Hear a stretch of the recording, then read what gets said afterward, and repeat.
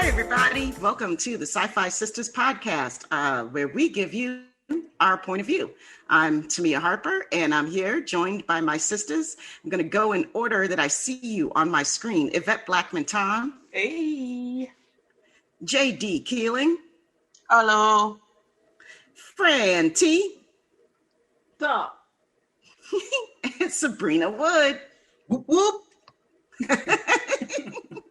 Welcome to the show, everybody. We are proud members of the Trek Geek podcast, and we are delighted to bring you another discussion today on The Falcon and the Winter Soldier, episode 3, Power Broker.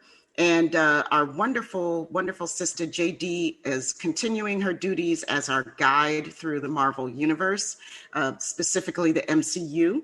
But before we get to that discussion, I want to give a huge shout out to our favorite sponsors in the whole wide world, Science Division, makers of the world's first and only app-enabled Tribble. So I'm chilling at home with my Tribble all day. I've been off of work, and my Tribble has been on my couch keeping me company. We can have pets in my really expensive apartment building. Like, they're super expensive to have pets. I'm not saying my apartment building is really expensive and I'm rich. I'm not saying that. I'm just saying that it's really expensive to have pets in this building. And therefore, I'm not going to have a pet. But in lieu of my pet, I've got a Tribble. There's no Tribble rent. There's no Tribble rent, right? Exactly. They can't make me pay a Tribble deposit, and it's so wonderful, and it keeps me company, and it purrs and stuff. Subrina, do you have your Tribble on all the time, or what? My Tribble is guarding my TV set. Yes, my Tribble is guarding my equipment here, and is ready to kill all Klingons that come by. Yes. Tribble attack. I know, right? My Tribble is just happily purring away most of the time. There's the on-duty mode, so where it's actively seeking Klingon infiltrators. And then there's the watchdog mode, which is what Sabrina's Tribble is in. And that's where it guards your precious possessions like your bat lifts, or in Sabrina's case, your TV. So they're really wonderful for all sorts of things. They're a lot of fun. They make great presents. And if you want to, you can adopt your Tribble today at Science Division, and that's sciencediv.com. And that's Science Division by fans for fans. Trouble's never been this fun. All right, y'all. So we're about to get this party started on this great discussion. I hope it's going to be a good discussion. I'm pretty sure it's going to be a good discussion on episode 3 of The Falcon and the Winter Soldier, Power Broker. And JD, you ready to take it away? Sure. All right, folks. Well, as usual, I'm going to give you this moment to figure out, have you watched episode 3? Do you remember episode 3? Frankly, I'm watching episode 3 right now as I record this. Subtitles are amazing. Me too. I'm doing it also. Don't give away our professional secrets. Don't give them away. I wasn't expecting anyone else to be as unprepared as I am. Either way, I've folks. seen it. I'm just watching it again. Part of the spontaneity of the SyFy Sistas. No, I am completely ready to talk about episode 3. I've seen it. I got my notes. I got shit to say. Uh-oh. Yeah, okay, Sabrina's that person. But if you aren't like Subrina and didn't come prepared, take a moment, pause the podcast, go watch the episode, and then come back. Are you back? Great. Well, as a warning, this episode will likely include a lot of swearing on my part. I really just hate Zemo. It's like Fiats. He's like the Fiat of people. I also hate Fiats. So, getting to the episode, let's start from the beginning, where we come in hot on Power Broker with our favorite American in a foreign country failing to know how to speak the language. What are we doing with John at this point? I know. It's not Zemo that JD hates. It's John. I think it's John. John. But can we back up and just go to the GRC commercial that they had? I mean, was that not the funniest thing? What it was so perfect. That? It was so perfect.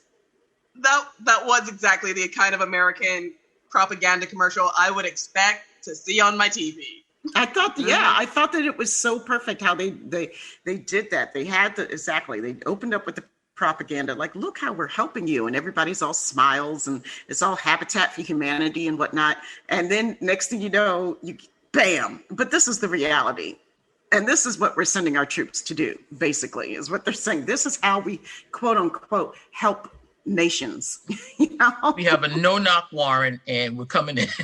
You don't need a no-knock warrant if you don't have authority in the country. Wow. I like amazing. The way they used soldiers as propaganda in that one. You saw the soldiers sitting in there, once again, used as pawns. Mm-hmm. But I digress. Go ahead. Yeah, well, I mean, John is a willing participant with his little, do you know who I am? Like, dude, you just broke into someone's house. I don't think he cares. Okay, the do you know who I am line was just so rich, wasn't it? Do you know who I am?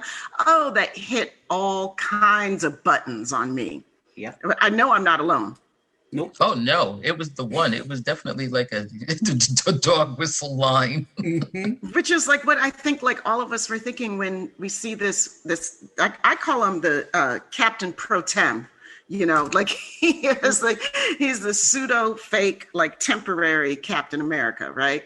And so Captain Pro Tem, when we first saw him, I was just like, ooh, all this ego and all this crazy stuff. And then, of course, it comes out in that one statement, do you know who I am? So insecure, you know, just way out of his league. Perhaps not the face of peacekeeping, quote unquote, peacekeeping missions that you really want. And we have a peacekeeper right here. Would you say that is he was off the mark there, Yvette? Oh, totally. Were you cringing when you watched him? He makes me cringe. A lot of this makes me cringe, but he makes me cringe, but I do understand him, I guess. He's trying to be something he's not, and someone has told him you are this, so he has to really live up to what people want him to be. And then I think he came into it saying, I don't think I'm cut out for this. But then someone told him he was, so he had to live up to it. And just like with anybody else that gets power, you kind of get caught up in it, you know? And I see both sides with him. And just to know that he was a soldier who got three Medal of Honors. 3 Medal of Honors. Do you know what that means? That's not a good thing to have 3. There's nothing good that happened to you that you got 3 Medal of Honors. I mean, you had to go through some hellified shit.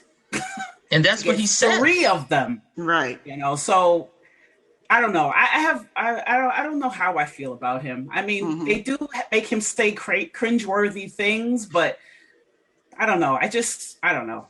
I cringe, but then I just feel for that guy sometimes because, gosh, the things he just went through a lot, and I think he's just I think they just put him in a no-win situation, and now he has to really deal with it, and he's not cut out to deal with it. I don't think anybody is. Who was cut out to be Captain America? Right. Or Captain America. You know, it's just, you know, it's a lot. And so I cringe, but there's a lot more to him. And I think you're right. I think he's a character that is really easy to flip him off and just say you hate John Walker. Right. But that whole thing that you mentioned, that he got those 3 Medal of Honors, but he said he got them in one day. One day. That was the day that he never wanted to remember. He said, those medals just make me remember the worst day of my life. That was the line that got me.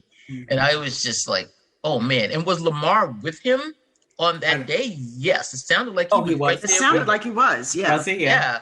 So these 2 guys definitely have paid their dues, and he does have this whole layer of self-doubt, this John Walker. Now, I'm not defending the man or anything, but I think he definitely has a lot more layers than just he's an asshole, let's just flip him off.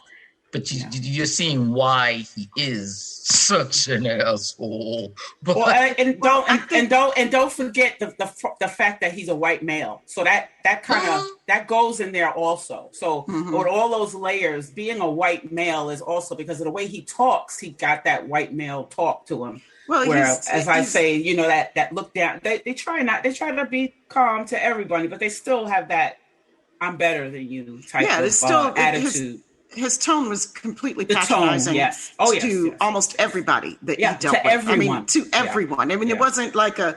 Because he was talking to another white man. But, one of the things that they're doing so well in this particular show is the quote-unquote bad guys, the bad characters. There's no black and white with everybody is very gray. And and they're showing these people in these as the complicated human beings that they are, and so I really admire that, and especially with this. Well, we can get into with the Flag Smashers and Karli and stuff. She's got her motivations. She's motivated by love, even if she's doing it in a really retarded way.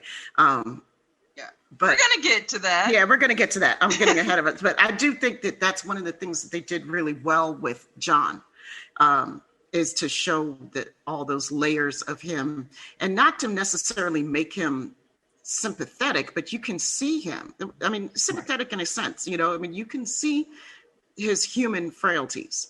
And yes, and you can see very clearly that he was not ready for this role. Mm. And what gets me too is also the last thing about John is that there's something about him because Lemar is so devoted to him. And you know that there's got to be, like, brother man, what do you see in this guy that you're willing to go down? It was his battle buddy. That's his battle buddy. He's going with him. He's telling him, yeah, you can do it. So, Lemar is like I think he's a very interesting cat. What is his Battlestar? Like, okay, yeah, whatever. Battlestar. I love it. Yeah, no. Anyway, that's all I wanted to say about. Their dynamic is very interesting to me. Yeah, and because I get the last word because I'm the one hosting. Hey. I just want to say I find Lemar from the moment I saw him to be the least trustworthy black man to ever exist. I did not trust him. I do not trust him. Would not trust that black man. Now, on to prison. In the next scene, we get to Bucky and Sam going to visit their favorite little prisoner, Zemo, Helmut Zemo. And you have Sam like, oh, I can go in, I can go talk to him. And Bucky's all like, no, I have to do this because if you've seen Civil War, you know they have history because Zemo's the one who came out with the code words to activate the Winter Soldier. Yeah, and then, Bucky has his moment.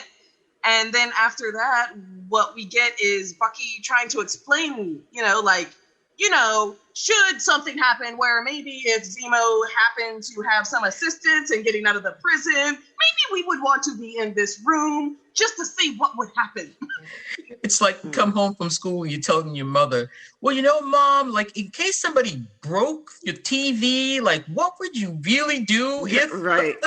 Like, see, what had happened was... Yes. What had happened, Fran? I love Sam. I love Sam's line. What did Sam was on it. What did you do? Like, I love how when he was in the cell with Zemo and right out the gate, Zemo's like, let me test him. Let me see, and he starts throwing those trigger words at him. And he was just so blasé. He's like, those don't work anymore, like it's not going to work. But he was totally trying to play mind games with him the whole time, the whole time. If you were in a cell all by yourself and all of a sudden the Winter Soldier came up to you, you would try to see if you could still control this MO because, especially if you're the one responsible for his predicament, a lot of his predicament. Yeah. Is he coming here to kill me? Can I turn him off? Do these words still work? Oh, hell no, they don't. Oh my God. Then you'd like, I love Daniel Bruhl's portrayal of Zemo. Me too. I mean, he really makes me, I can't stop watching him when he's on the screen. Because you just know he has another agenda. But that's the man Right, you don't trust. exactly, because you can see the wheels spinning the whole time. You know, he's having one conversation, but you can just look in his eyes, and he's like, you know, that in his head, he's having 3 or 4 other conversations going on. Like, you know, he's 3 steps ahead of him. Well, it's like how we get set up with he's reading Machiavelli. Dude didn't come here to play. Right. He said he was reading it. I was just like, oh, okay. Yeah. And then, of course, he opens it and unfolds it, and we realize that his bookmarker is a key, a pass key. Yeah, okay, my head scratcher. All right, I'm the SyFy sister that didn't understand. How did he get the key? Did he have the key? Did Bucky give it to him? Did Bucky give it to him? I mean, I don't know what happened there. I don't think Bucky. I think. Okay, so my take on it, and you guys tell me if I'm wrong. My take on it is that Zemo pretty much had this plan ready to go. Yeah, he had it in action. Like, he was already working on this plan. He'd been in there for a long time. He's been working on these other inmates, and we know that. I mean, if you read the comics, you know he's filthy rich. You know, and then you know, so I think that was his plan, and he just decided to do his plan a little bit earlier. Bucky just was like Bucky was just the catalyst. He's like, okay, now. That's my take on it. What about you, JD? I would not put anything past Zemo, knowing his character from the comic books, because even in the comic books, he's exactly like he is in the movies. He's just the worst. He's the worst. What? You went out a little bit. He's just the worst. That's it. That was the statement. That was it. Yeah.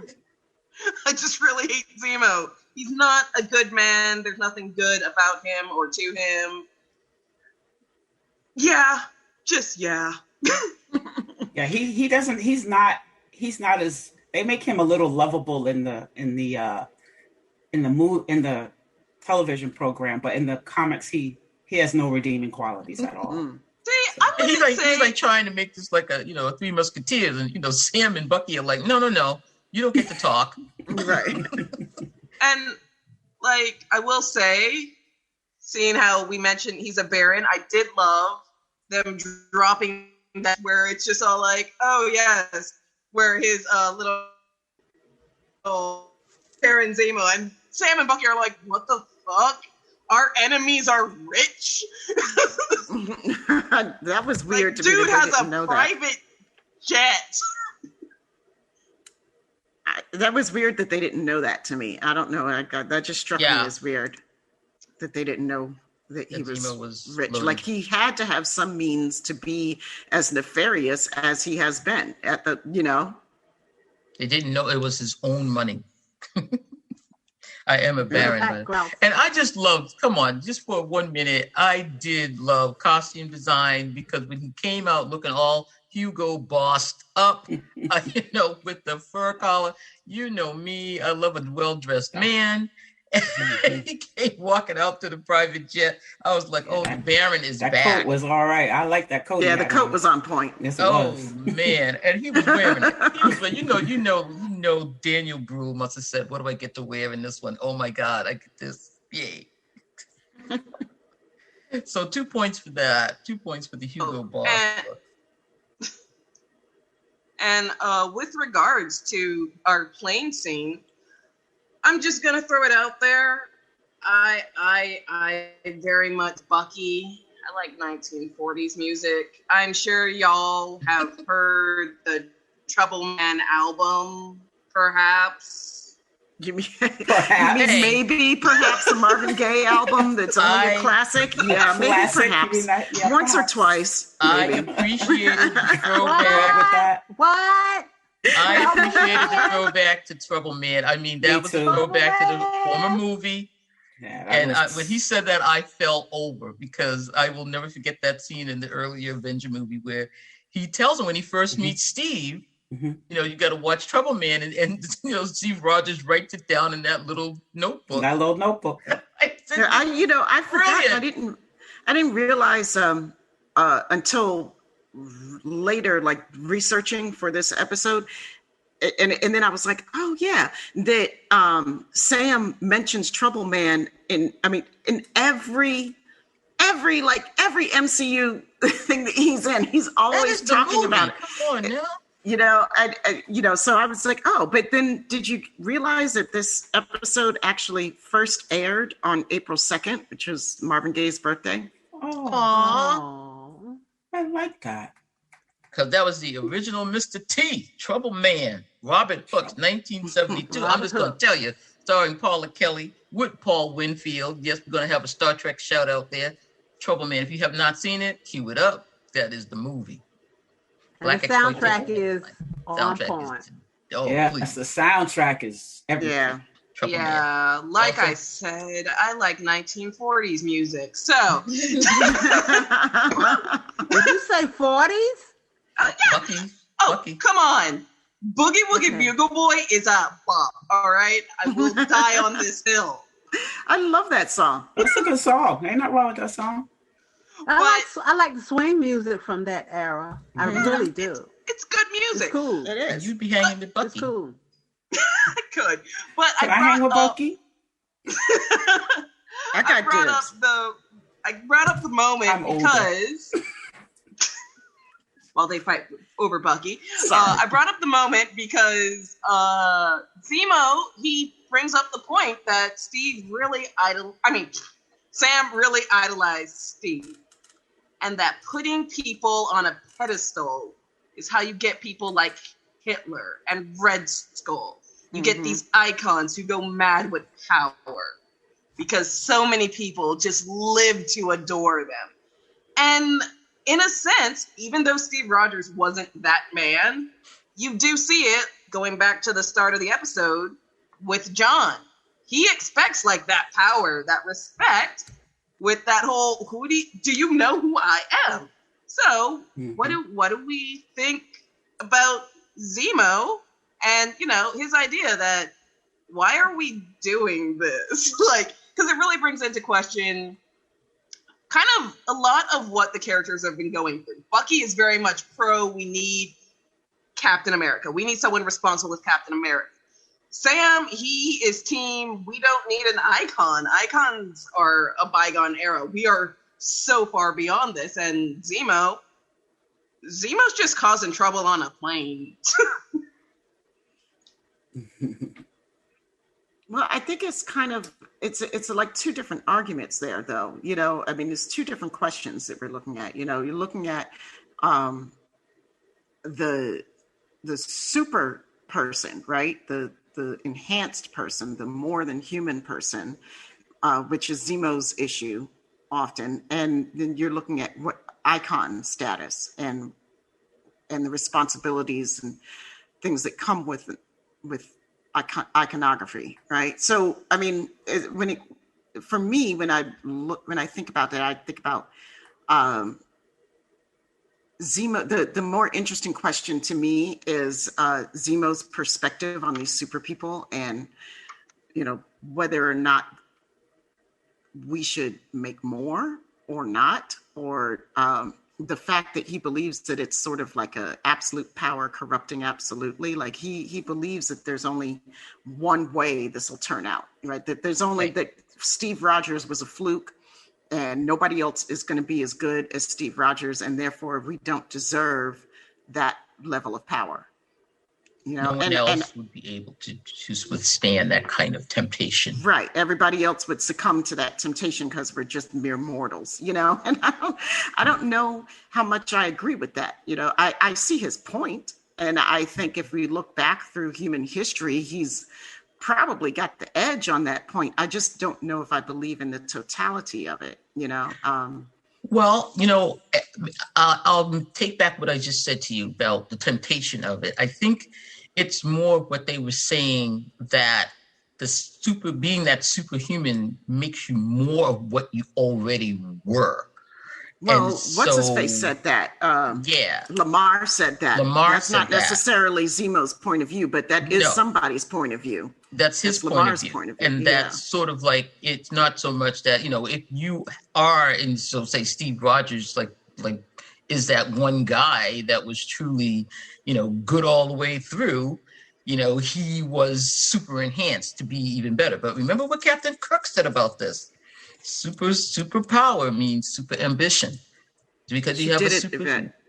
It means super ambition. They are just going to want more, and they're going to want... So they've enhanced all the way around, even in what they desire and what they think they should have.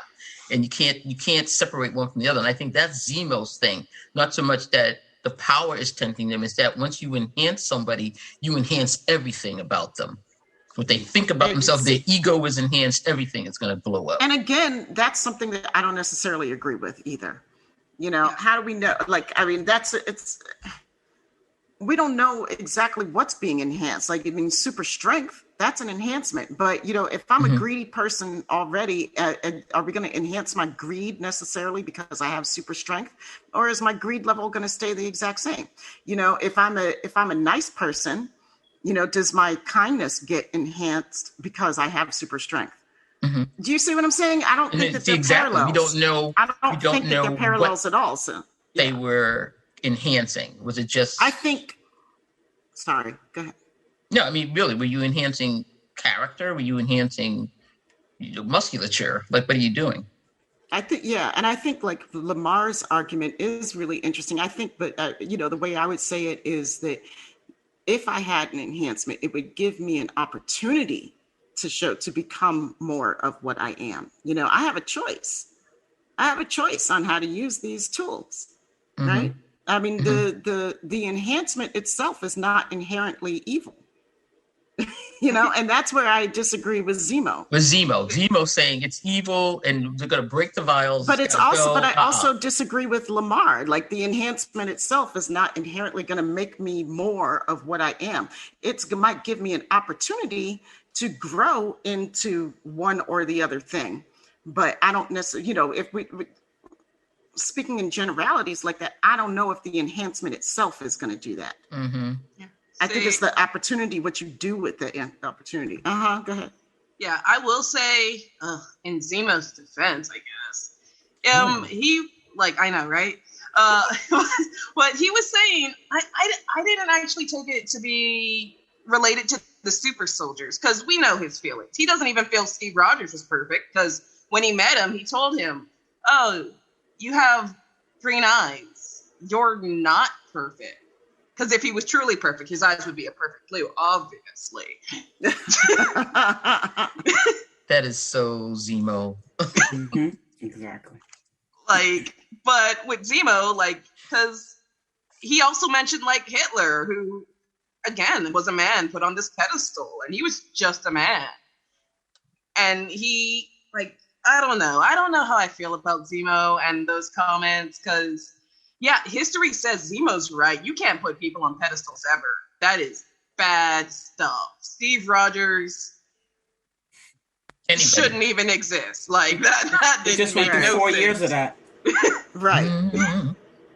Yeah, and it's not, and back to the point of it not just being super soldiers, when we first meet Zemo in Civil War, he doesn't just hate super soldiers. He hates superheroes. They came in and they let his town go to hell because of something Tony Stark made. Yeah. So, he just hates everybody at this point. You're all trash. Which, to be fair, Ultron did lead to the death of his wife and kids. So, I can't hate on that opinion. It's that. There's that. Mm-hmm. Well, yeah, and I think that was one of the things that I did like, that they brought that along, in Falcon and Winter Soldier from the movies with this character. You still saw that he was aching about what had happened to his country and his world, even when I don't know which episode that is. I'm not going to say it.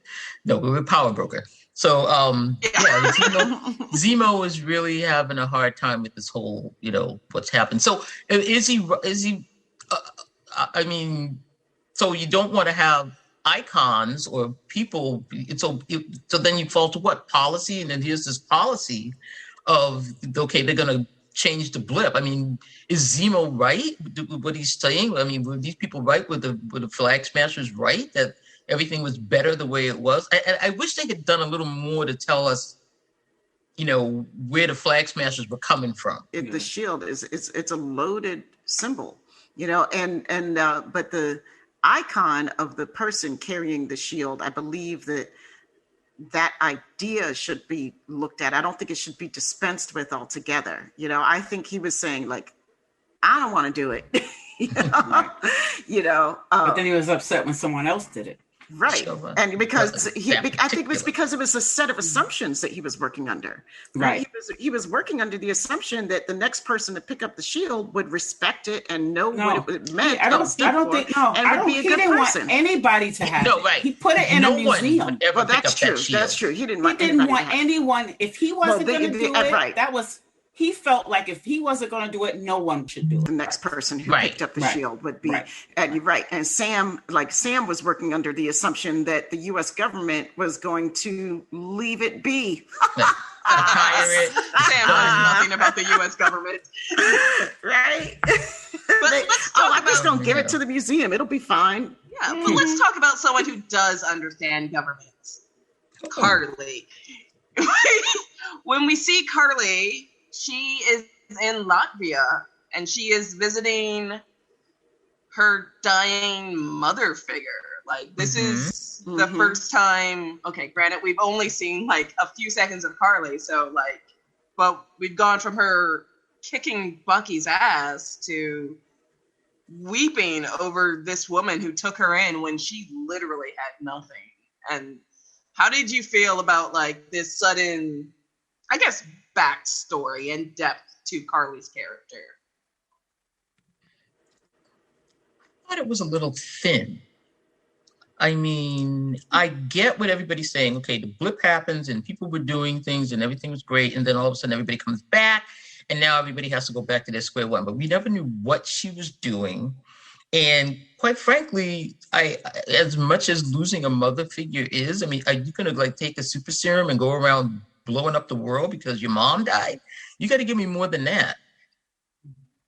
I agree with you. Like, I mean, the whole purpose of the Flag Smashers, I had to watch this series a couple of times before I really understood what they were talking about at first. It's like, I don't feel like they gave the treatment enough.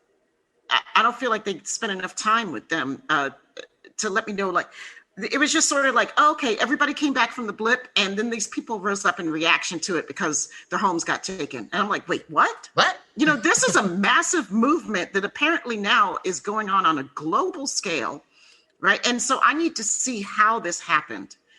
Show me what the Flag Smashers went through in order to make them a flag smasher. Right. What did they lose? I mean, what were they doing? That was the comic bookishness of this episode that I didn't like. They're taking the time to, I mean, granted, they only had 6 episodes to work with, but they're taking the time to go so in depth in some other things that I really felt like it deserved a little bit more weight so that I could take this villain more seriously. Yeah, where did she come from? How did she get the vial? I know she's modeled after a villain from the comic books, and that was a man at that time, but I don't know that backstory either, so perhaps our 2 Marvel people can help with that. But I also felt like them trying to add that emotional depth. I see what you're talking about, Subrina, that I would have liked a little bit more to that. Yeah. I understood the story that they were trying to tell me, and I understood what they were doing, by showing us that, she cares about this woman, she cares about these people, but I just needed a little bit more. It needed to be a little bit more 3D. Yeah, I didn't care about them at all. I thought they were just a means to an end. It was the way to tell the story of Bucky and Sam. I really didn't care about the Flag Smashers or whatever they were. They were just, part of the storyline and basically trying to figure out what's going on with my heroes. That was it. Yeah, I did not care about them at all. It felt like villain of the week type of thing. Like just plug in the variable villain of the week. And that's like the one aspect of storytelling that I thought could really be enhanced, because the issues that they were dealing with are really are real and serious. They deserve the whole episode. The issue that they were dealing with of immigration. You know, they're talking about immigration and they're talking about xenophobia, and they're talking about a lot of deep stuff with them. And it was just sort of service treatment. Right. And they put a lot on them and didn't do anything with it. Yeah. Yeah. I will say, with regards to, well, in the comics, his name is Flag Smasher. But yeah, no, they took a character and that had little depth. He's in a handful of Deadpool comics, was first introduced and killed off in 2015. So that's like at best a good 12-issue run. And yeah, no, like he wasn't even a Captain America character. His enemy was Deadpool. So if it feels weak, it's because they did not add depth to it. Now on to something that never needs depth. Our favorite South Asian country, principality. It's really hard to remember what Madripoor, but Madripoor. As a comic book fan, I will say I was super excited because Madripoor is that's if you love X-Men or really anything Marvel, you know Madripoor. This is our weird, evil, chaotic, criminal underworld country. It's Free Cloud. This is Free Cloud. This is Free Cloud. We predate Free Cloud. Thank you very much. 1985. We're the SyFy sisters, and we love our Star Trek. And I'm gonna get some Star Trek in this thing. You already did that. That's why I said Yvette. She did it. Yeah. She did it. We couldn't get through an episode with no Trek. Like, can we just have an episode that? Okay, never mind. I'm gonna drop it in there. Anyways, we're in Madripoor, and we have Bucky. Actually, yeah. It's right by Singapore. It's southwest of Singapore. But we have Bucky, we have Zemo, we have Zemo's terrible plan of, we're going to put Sam in disguise as the Smiling Tiger, who is a Marvel comic book character. He had, claws on his hands and feet. 1992 was a weird time. Was he African in the comics, too? Was he African in the comics? I don't even know. It's a costume, so. Well, because he in the show here, he's supposed to be some African dude, from just vaguely African. We don't even know what country, right? No, just African. You're like, okay, because it's all the same. I mean, I guess. Yeah. So we're in Madripoor. We have Zemo really just kind of enjoying himself. A night on the town, nice little club. Bucky in the world's worst choreo scene, because when it comes to choreography for fight scenes, I expect better from Marvel. You can't have something like Daredevil and then come at me with this. This was a letdown. Wait, what was the letdown about it for you? The whole fight choreography scene. The whole fight choreography scene. Okay. Yeah. It wasn't a good fight. But it did bring up some things. I liked it. My Bucky was doing all right. What was wrong with the fight? It was in close quarters. I mean, it was good. I liked it. Daredevil. Anyways. Well, let me back up, because one of the things that I liked about this whole thing about the scene, the car ride going into the area when the motorcycles pulled up against the side of him and everything. Did anyone seen the movie Akira? Yes. Come on. Did you not think of Akira when you saw that scene? I was like, shout out to Akira. Here they go. They're going to do it. Here we are. It just looked so much like that whole entry. So I just wanted to say that, because I know some people in the group really love that movie. And for a second, I was thinking that they're going to do Akira. Here we go. See, I loved it. I was going to bring up the fact that I feel like that fight scene, no matter how poorly done it was, kind of proved Isaiah Bradley right. Bucky seemed to slip into that Winter Soldier mode like a nice warm teddy. That fit him like a glove. Hey, he was pretty cozy with it. He's been doing this for 90 years. Yeah, you know what I'm saying? I mean, I don't think it'll ever go away, but I mean, it wasn't controlling him. He was controlling it. Yeah, but he didn't fall into it where he was out of control and somebody was controlling him, But he can fake it well enough that, I mean, he's been doing it for so long. It's such a part. It's like, there are aspects of myself that are old ways of me being, right? Mm-hmm. But I can go back into them and fall into it really, really easily and pretty quick. I can put that on if I need to. There was no faking, because if he didn't take these people out, they were going to kill him. I'm not saying he was fake fighting. No, right. I'm saying you need to be Winter Soldier right now, my man. Yeah, all the way through. Right. No, but here's the thing. Literally, in the previous episode, you have him telling Isaiah Bradley, "Oh, I'm a different man. I'm not that person anymore." And then you have Zemo come in and pretty much prove you can be that person. But that's different than saying he is that person. Yeah. That's still not the same thing. I'm not that person anymore is a very different statement than I can be that person, or I have within me the makings of that person. I mean, it doesn't go away. No. His training doesn't go away. Right. His abilities don't go away because he chooses to not use them, in the same ways that he used them before. You can't say those words to me and turn it on. Right. Like, he's not controllable, but he can still kill, but so can all of them. He can still put the fear of God into you, but so can all of them. Do you know what I'm saying? I think it's unfair that people, because you're not the first person that I've heard to say it. I've seen some critique about it, and I think it's unfair to think that he wouldn't be able to do that. I mean, if he wasn't able to do that, then we've got issues. Yeah, but here's the thing, because I'm coming into this as a comic book fan who does know Bucky, and it's not something he simply ever lets go of. Like, this is a struggle, and we see it with his therapist. Like, when he's telling her, "Oh yeah, no, I'm so much better. I managed to talk out my problems with this one person," and you see, like, no, that's not what you did. You kind of blended the idea of talking and exactly who Hydra made you into be.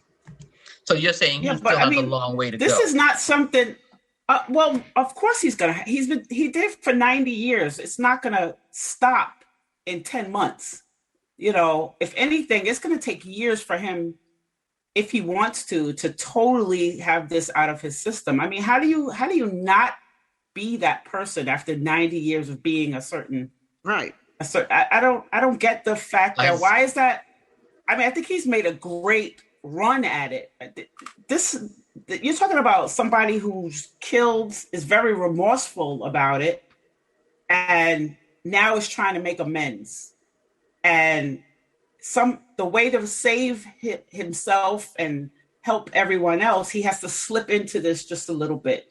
So he has the control to go ahead and do it, make sure everybody's safe, and then slip back out. That's a lot. That's somebody who has more control than you're giving them credit for. And Sam asked him, "Are you okay?" He knew what it cost him. He knew what it cost him. But here's the thing: he doesn't answer Sam.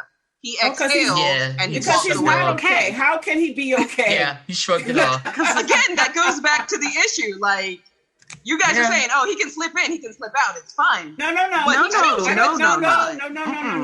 I didn't say it was easy. No one said it was easy. I was a soldier. I'm not a soldier anymore. If I had to be a soldier again, I'm sure I could do it. Not that I would want to, but I could do it. And then I have to come back and be the person I'm supposed to be now. And these are different, these things are not easy, but there are things you can do. It's possible. And it's good to have that person say, "Are you okay?" So he has Sam. Thank God he has Sam. Because I think if he didn't have that person to say, "Are you okay? I'm here for you," it could go another way. But when you always have that guy or that girl or whoever who's saying, "Everything's okay. Are you okay? If you need anything, let me know." That makes the world of difference. Believe me, I know. So JD, let me ask you a question. Are you saying because she just said something key there, thank God he had Sam to say, are you okay? Because it could have gone another way. Are you looking at that point like, yes, like it really could have gone another way? And how close we were to having it go another way? Or what? I'm asking. In a sense, because what you're saying, a lot of it hinges on Sam. And a part of Bucky's story is getting past the point where he needs someone. Because look at what he says. He says, he is defining himself by what Steve thought of him. He needs Sam to check in with him. Mm-hmm. Like, he himself seems to realize, like, there is a very tenuous grasp on what Bucky is. Mm-hmm. So it's less about... I get that, yeah. It's less about him slipping into the Winter Soldier, I suppose, and more about him maintaining Bucky. Because with Zemo around, he's real quick to lose all sense of Bucky. Like, those code words may not work, but Zemo still does. Yeah, Zemo's still around. That's a point. I think they're all valid points. I think it's a good question. Oh, yeah. I think it's all valid, but I just wanted to make sure, we got all of it, because I do see that in Bucky. I think but when you talked about Zemo is around, I mean, that's pretty strong, because Zemo he could be a catalyst just by being there. And like she said, she feels he slipped into it pretty quick. And I didn't think of it that way, where Zemo is he's always the trigger, even without the words. That's what I'm saying. Like Zemo was already messing with his head, when he went to visit him in prison. He started then, and he hasn't stopped. That's. But I have a question. What about Sam's suit, y'all? The American pimp look. He's a fashion-forward American, a fashion-forward black man. He was a fashion-forward. Oh, I was loving it. Like that suit. Come on. That suit I really liked. Oh, I liked it too.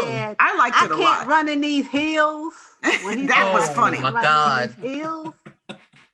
That was funny, but I could just I automatically had a picture of exactly what shoes that dude was wearing at that time, especially I know them loafers, and you ain't got no socks on either.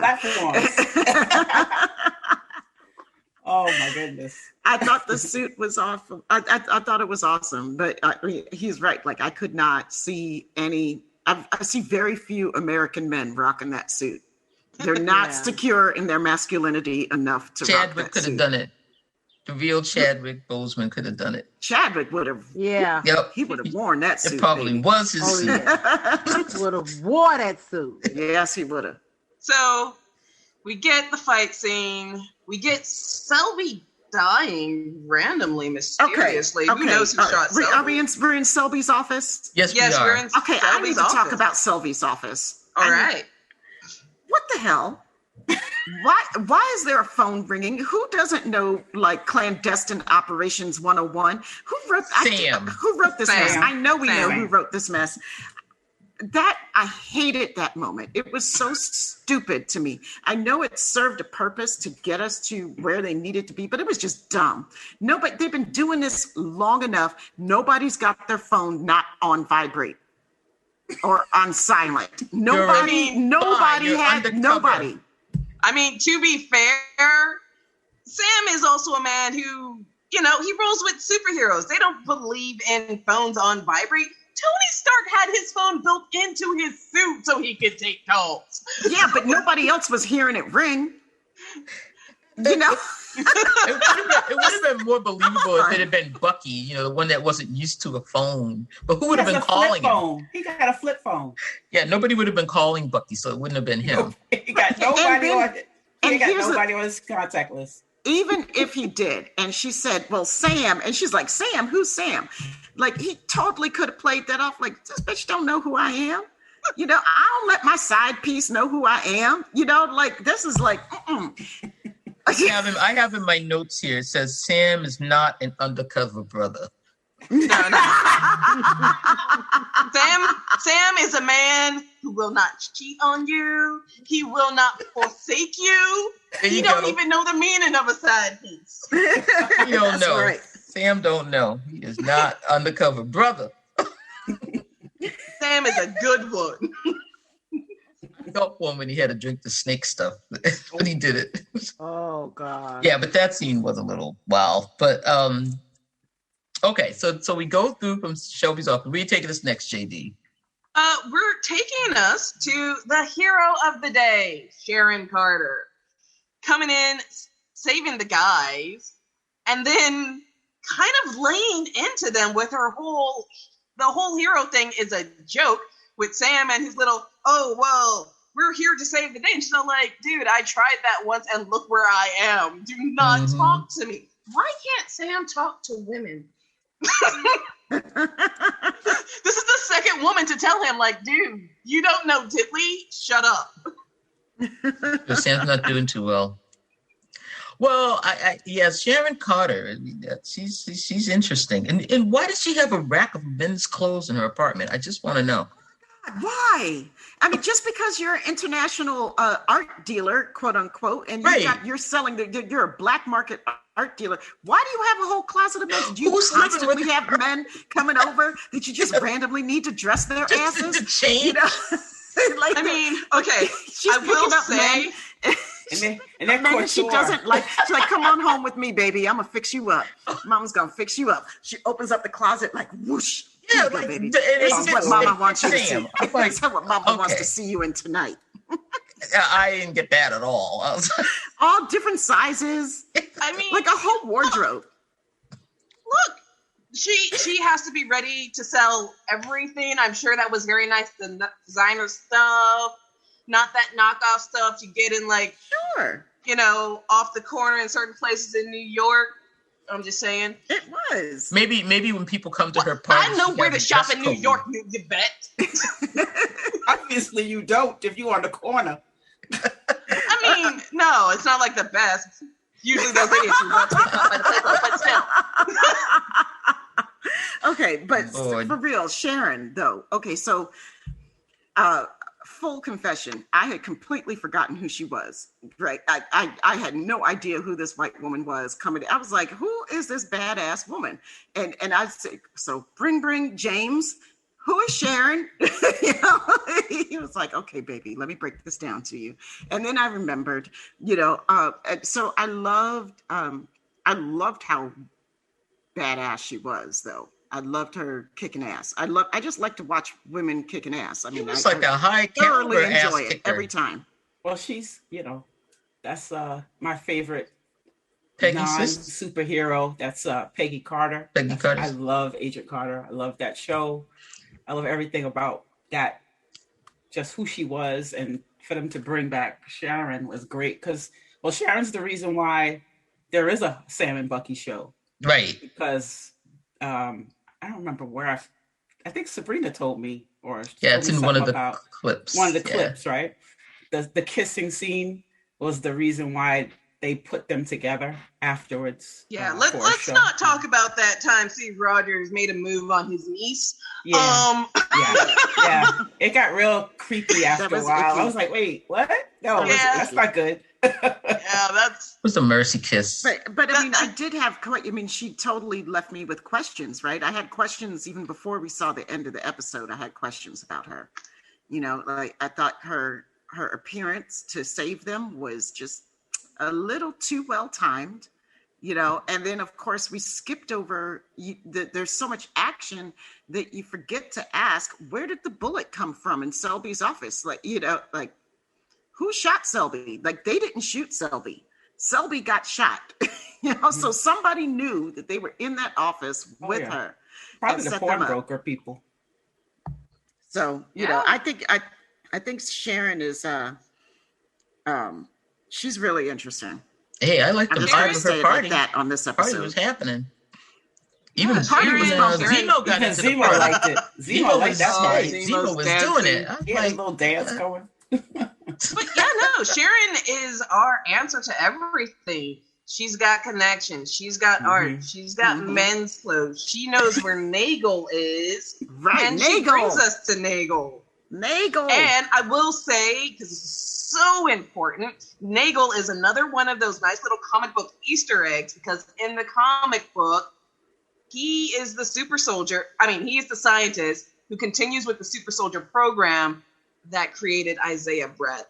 It's so, true. Even in the comic books, Nagel is not a good man. It's Truth, Red, White, and Black, where Isaiah could not remember the colors.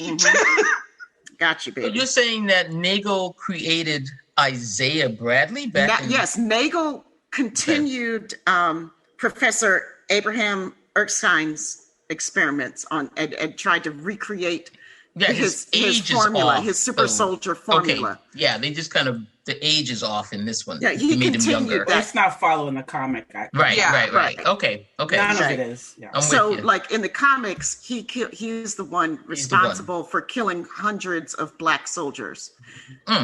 Meanwhile, in the movies, he's just responsible for probably killing people. Fun times? Yeah, they sort of downplayed his role a little bit in the show. Yeah, but they brought him in, and I appreciate that. I like that they, if they're not going to follow the comics, and they're not, but they give you enough of it for people that really love the Marvel comics that kind of like, oh, all right, that's cool. Even though they're going to do their own thing, which I appreciate too, because you have to go back and read the comic because they're different, and you want to see the TV series because you don't know what's going to happen. So it's kind of like the best of both worlds. You get money from me either way. Yeah, I mean, they kept him pretty true to character. Well, they kept him pretty true to character because of the fact that he does still create the super soldiers. He, as we learn, is responsible for Karli and her crew. Okay, I'm going to say, here's my other thing, and I'm going to admit here that even though I am the one of us that loved Marvel since she was a little kid, I didn't know what was the deal with the mask for Zemo. I didn't get why he put that mask on at the end. What did the mask was have one powers? of the... No. That's an actual Easter egg, because in the comic books, if you even Google real quick, Baron Zemo, I advise everyone go Google Baron Zemo. You will see he wears a pretty much iconic to the character. So for them to have Zemo just kind of come in, shoot a man, put on his purple mask, it was the greatest moment. They truly gave us Baron Zemo. Okay, well, see, that's what I'm talking about. They were giving it to somebody. I missed it. It went over my head, but I said, I know this mask means something. With that Hugo Boss jacket. Okay. Whatever. I'm like, the Baron is just going off. He's got the champagne going. If anything is spoiled, give it to them. He's got his manservant. Smell it. He's got the mask, the car. My boy is just like, what's wrong? What's wrong? Everything's good. I love Zemo. Okay, JD, where are we going next? Zemo is a hot mess, but I like him. Not as hot of a mess as Karli, because it seems while we started off with her just wanting to do reconnaissance to maybe get force some help, we end with her committing murder, and we start to see Karli losing her way. It was one thing, even her followers seem to think it was one thing when they were just creating violence and chaos, because that's all people in power understand. But now Karli's pushing it to that next level where it's all nah, this is war. Yeah, she just had an extra gear. I mean, that blowing up the truck was just not even her own people were just like, what are you doing? Right. So here we go again with the whole little discussion that we had about super strength and his character. So what was that all about? What got augmented there? I'm going to use a Star Trek word. Power. Well, with Karli, I mean, her whole thing is she does not like this world. She liked it better the way it was. And she wants to return it to that. And I guess in this episode, she came to that decision where it's all especially after losing her mother figure, she's just all like, no, they've cost me the one thing that matters most to me. I'm gonna cost them everything. Yeah, she's she's getting on my nerves. I'll tell you that. Now right she's now. become an extremist. Well, right. Instead of a freedom fighter. She's become an extremist now, because now she's killing people, innocent people, and she's saying no one's innocent. And then that's a red flag right there. Well, and the thing is, the whole thing that she's fighting for, what the Flag Smashers are fighting for, is something that, what is the guy's name? He's that physicist, and he talks about, you have a zero world where you're territorial, and then you can go to a planetary world, which is like a type 1 civilization. And they're talking about going to a type 1 civilization where there are no borders and everybody is one world. What do they say? One world, one people? Is that their model? And, you can get behind that, because that's sort of like, I understand what they're fighting for. And that's why you and I, Tamia, were sort of like, I really wish you had developed that, because I would have loved to have really understood what these kids really seem to be, all kids, are trying to do, because they are trying to change the world and make it like, no, we need to all get together, forget the borders, forget the countries, forget everybody, fighting each other. We need to, feed everybody and give everybody medicine. But they kind of, she just kind of loses that and just goes rogue on them.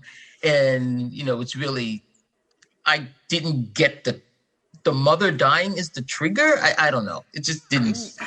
Yeah. Enough. I mean, I'm not satisfied with that point. It just seemed like not a clear enough arc to get from point A to point B, right? Like one day we're over here giving out medicines and stuff, but they didn't show us what the Global Repatriation Council was doing, or how they were not responding. Like, she's trying to say to the GRC, like, hey, these are the things we need. We need housing. We need medicine. We need shelters. I guess her mother died because she didn't get medicine. Okay. Right. We don't need to be forcefully like removed. We don't need refugee camps. We need to be living in places where we can thrive, where we can work, where we have an opportunity to have a living, right? But then all of a sudden it's like, oh yeah, and now I'm going to bomb you because you're not listening. It was too, it didn't make sense. It was too extreme. Like, it didn't show it. A lot of fundamentalist terrorist people have an arc where they grow from one, where the radicalization happens as a process, right? Yeah, and then X, Y, or Z thing will happen to help push their thinking towards this really radical moment where they believe that taking innocent lives is the answer, is the only language. Like she said, this is the only language that they're going to understand, right? To where a person believes that. So I would have liked to have seen that. It was just literally like, okay, we're getting a supply run here. And guess what? I blew up the hospital. And she knew she was doing wrong because she didn't even tell her own people. Right, she didn't tell them. And then another thing they kind of threw away was, in I think the first episode, the second episode, when the guy that was very dear to her gave himself up so that they could get away on the plane, and he died. And then it was just sort of like, is that her boyfriend? Was that somebody? Because she seemed he was getting in the way of the power brokers people. It wasn't even the government, it wasn't even the GRC that was coming. I mean, they were late. They were coming. The GRC was following the power brokers people, they were running from the power brokers people at that point. Okay. Yeah. But anyway, they did kind of like that guy dying was just kind of like a toss off too, And I mean, that was another one of the things that I think snapped her, that he was dead now, and now her mother was dead. But it all didn't really gel with me. I don't think she cared at all. Suddenly became she's like a over the top radical, and she's just killing everybody. I felt like she was the child that she was. I wasn't scared. I'm like, how was she even? It all felt like a child's temper tantrum after a while, like That's just all a very, like a child, a very powerful child, but a child's temper tantrum. I'm not getting my way. I'm not going to listen to anybody. I'm going to kick and scream and blow some shit up and break some stuff down. Didn't they because steal the super serum makes you they more. stole the serum they stole it from the power broker, which like. hide? Where's that story? Like, you know, Right. like, Oh, I mean, that's season why 2. is that? Like, it would just get jumped. We just get it dropped. Like, oh, hey, these people that stole this from the power broker. How did they even do Season that? 2. Right? I know. You know. Yeah. I'm just Speaking saying. of unexplained things, Yeah. we are at the end of the episode. We How did have that the boys in Latvia. We have Karli, who has just committed murder. Everyone's trying to figure out how is Mama Donya connected to this Karli girl. Oh, and then Io shows up because you can't trust a white boy to do anything right. Oh, yes. You're correct. I had to think. I'm like, oh, yes, this is true. Yeah, I was like, okay. Sorry James. to all my the white boys best. out there. I'm sure you're good people. I screamed when she She showed said, up. James. Yes. No more Not white even wolf. James. Not even White Wolf. James. Right, not even White Wolf. She Oops. did, yeah, like, you know, you're in trouble. She didn't have to do his full name. She just had to like drop the honorific. You were not White Wolf at this moment. That's We right. are very displeased with you, I buddy. was so excited to see them. I was so excited. I was Too, just me like, too. Oh I my screamed God. too, Sabrina. I was sitting in my apartment. I was like, ah! Gonna When he get picked good up that now. bead, I was like, oh, The yes. Dormalaje. Yes. There goes my girls. You're like my inner warrior inside. she When was I just- grow up, I want to be you guys. She was just laying outside of Zemo's apartment. She's, I'm just gonna sit here so this guy shows up. I know he's coming. I loved it. I loved it. She's here. Fran. Fran's here, y'all. Fran. When they Hey, showed Fran. up at the end, when she showed up at the end, I was like, oh, Wakanda. The warrior. And looking from stunning, by the Wakanda. way. Yes. Shout the way out she to walked costume away design. from him. Oh, Oh, the the way costume. she Yes. strutted away from him. Oh, Mhm. I I was love like, it. that's the scene right there. Yep. Listen, I like the African suit. I loved her leather dress. I love Zemo's coat. We got to go back and get something on the costume designers here because I was all over this whole thing. It was definitely Yeah. looking fly. Yeah. And then of course we had the Sharon at that last part with Sharon, and she's like, you know, we got trouble. And I was like, see, I knew something was wrong with her. Something's I'm not like, right with her. who is this chick that she's talking to? Right? Yeah. You had too much connection and money and everything else. 5 years, you got all Mhm. that stuff going on. I've been in DC 14 and my stuff isn't that great yet. You know what I'm saying? Agents of S.H.I.E.L.D. Well, Yeah, I need some Agents of S.H.I.E.L.D. stuff going on here.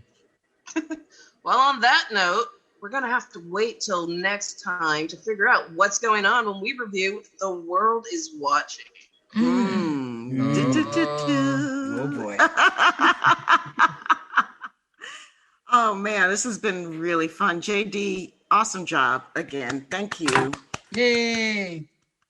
SyFy sister, 3 snaps in a circle. And if you haven't seen Trouble Man yet, go see Trouble Man. I guess I'll watch Trouble Man. Do it. Yep. I Yeah. didn't even know it was a movie. I thought it was just an album. Oh my sweet baby Jesus. Okay. Okay, so if you guys, you listeners, haven't seen Trouble Man, please go do it and drop us a note and let us know what you think of the movie. And also drop us a note and let us know what you think about this whole debate with Zemo and everybody with all these philosophical debates. And drop us a note and let us know what you think about us and how we're doing on this show. And with things I that love we're you not too, doing. Oh, so sweet. Yeah. So how can they drop us a note, Yvette? Oh, you can find us at SyFysistas.com. That's SyFysistas.com. Join us on the mothership. That's MUTHASHIP. And the SyFy Sisters Book Club, both on Facebook. On Instagram, we are sci-fi.sisters, and we are also on Twitter at SyFy Sisters. Tweet, tweet, tweet, tweet. And we're also proud members, as I've said, of the Trek Geeks Podcast Network. So you can go to trekgeeks.com and look us up, and as well as all the wonderful shows that we have on the network, including our the main show, the Trek Geeks Network, Trek Geeks podcast, which is awesome. And that's it for tonight. Oh, no, it's not. No, it's not. We got to talk about Dose, the Anonymous. Dose. The best engineer in the world is Dose, the Anonymous one. Yes. He's responsible for all the music that you hear on our podcast, and as well as doing a fabulous job at fixing all the crap that we can't fix ourselves. He's an amazing engineer. Oh, the Thank you, outtakes. Dose. I know. Thanks, Dose, for everything that you do. If you have need of engineering services or music services, you can find him at dosetheanonymous1@gmail.com. That's DOSTHEANONYMOUS, the number 1@gmail.com. And that is it for us, babies. We are out of here. Until next week. Peace, love, and hair grease, y'all. Bye, y'all.